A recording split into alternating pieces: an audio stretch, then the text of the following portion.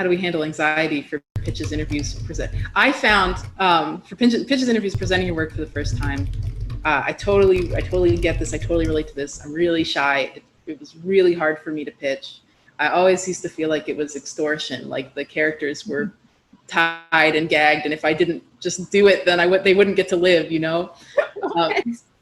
Like the ideas, like I had to, even though I really didn't want to do these like presentations, I had to, or I would never get to see the ideas realized. So it was rough. And I remember I found an old email, Kat, to you, because you were working on Regular Show before I moved out, and that was my question in my email to you was how do you do pitches? Because it sounds awful. It sounds like the most. Did I actually have advice, or did I just say I don't know?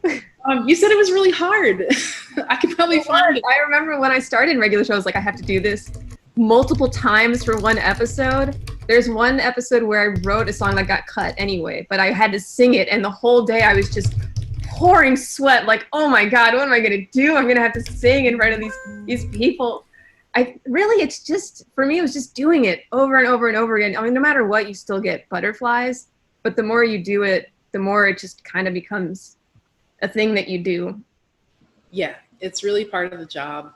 And what I found is, you know, the more compelling you can be, the more energy you put behind selling it, the more likely it is it'll get made. So I used to rehearse in the bathroom for like an hour. Yeah, I used to go up on the roof. Yeah, singing was really hard, and I remember singing the song from Nightosphere up on the roof with Ian, and like he'd be like, okay, again, but just a little louder this time, because the first time, like, no, you can't hear me because I was basically whispering.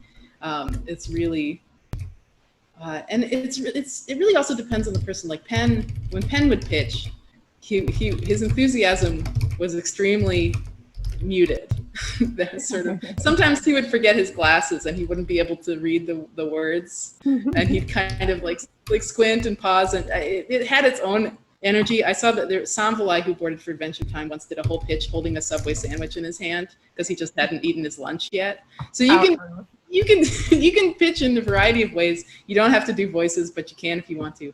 I think at the end of the day, if you make it clear what you care about, then the conversation that happens after is very different, because you'll have really, you're selling, you got to really sell it, and the harder you sell it, the more likely it is people will buy it.